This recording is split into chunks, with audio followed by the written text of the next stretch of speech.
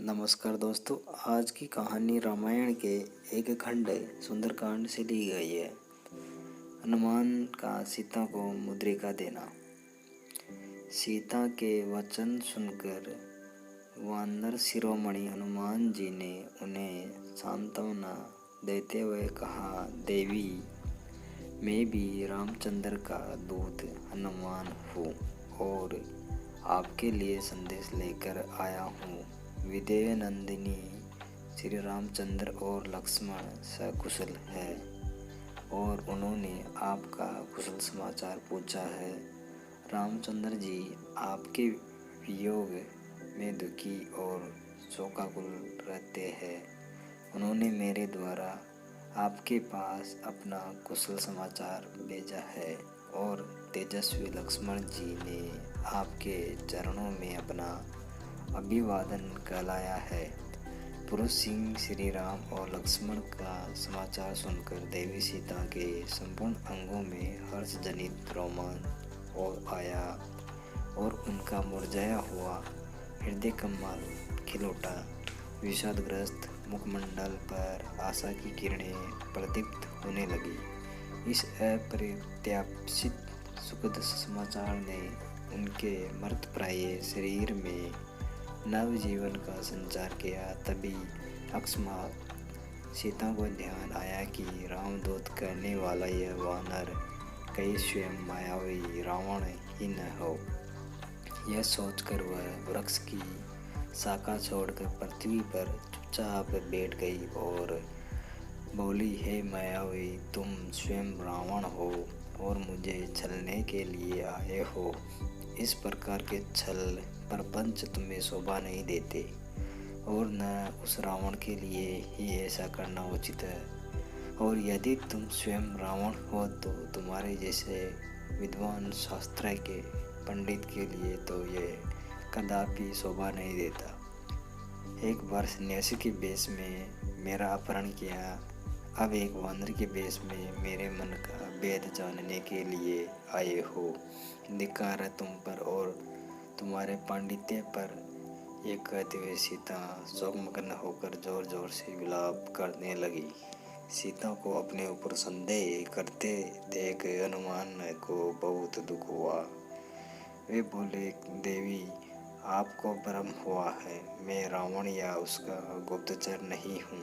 मैं वास्तव में आपके प्राणेश्वर राघवेंद्र का भेजा हुआ दूत हूँ। अपने मन से सब प्रकार के संशयों का निवारण करे और विश्वास करे कि मुझसे आपके विषय में सूचना पाकर श्री रामचंद्र जी अवश्य दुरात्मा रावण का विनाश करके आपको इस कष्ट से मुक्ति दिलाएंगे। वह दिन दूर नहीं है जब रावण को अपने कुकर्मों का दंड मिलेगा और लक्ष्मण के तीक्ष्ण बाणों से लंकापुरी जलकर भस्मीभूत हो जाएगी। मैं वास्तव में श्री राम का दूत हूँ। वे वन वन में आपके वियोग में दुखी होकर आपको खोजते फिर रहे हैं। मैं फिर कहता हूँ कि भारत के भ्राता श्री रामचंद्र जी ने आपके पास अपना कुशल समाचार भेजा है और शत्रुघ्न के सहोदर भ्राता लक्ष्मण ने आपको अभिवादन कहलवाया है। हम सबके लिए ये बड़े आनंद और संतोष की बात है कि राक्षस राज के फंदे में फंस कर भी आप जीवित है। अब वह दिन दूर नहीं है जब आप पराक्रमी राम और लक्ष्मण को सुग्रीव की असंख्य वानर सेना के साथ लंकापुरी में देखेगी। वानरों के स्वामी सुग्रीव रामचंद्र जी के परम मित्र है। मैं उन्हीं सुग्रीव का मंत्री हनुमान हूँ, न कि रावण या उसका गुप्तचर। जैसा कि आप मुझे समझ रही है, जब रावण आपका हरण करके ला रहा था उस समय जो वस्त्राभूषण आपने हमें देकर फेंके थे वे मैंने ही संभाल कर रखे थे और मैंने ही उन्हें राघव को दिए थे। उन्हें देखकर रामचंद्र जी वेदना से व्याकुल होकर विलाप करने लगे थे। अब भी वे आपके बिन वन में उदास और उन्मत्त होकर घूमते रहते हैं। मैं आपके दुख का वर्णन नहीं कर सकता।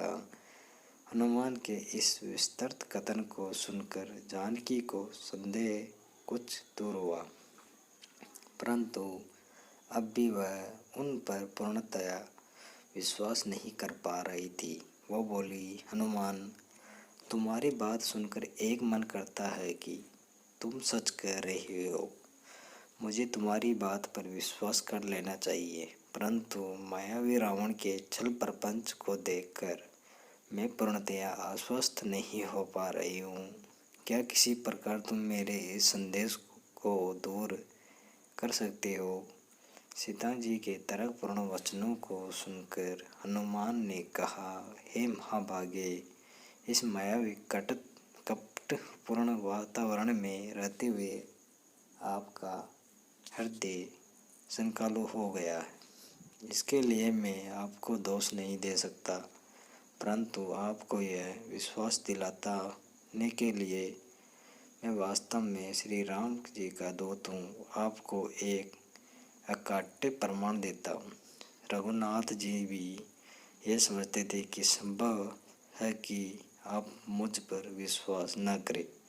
उन्होंने अपनी यह मुद्रिका दी है, इसे आप अवश्य पहचान लेगी।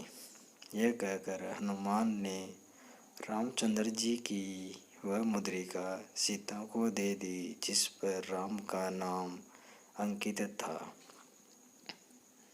धन्यवाद दोस्तों। आपको कहानी कैसी लगी कमेंट करके बताइए और चैनल को लाइक, शेयर और सब्सक्राइब करें।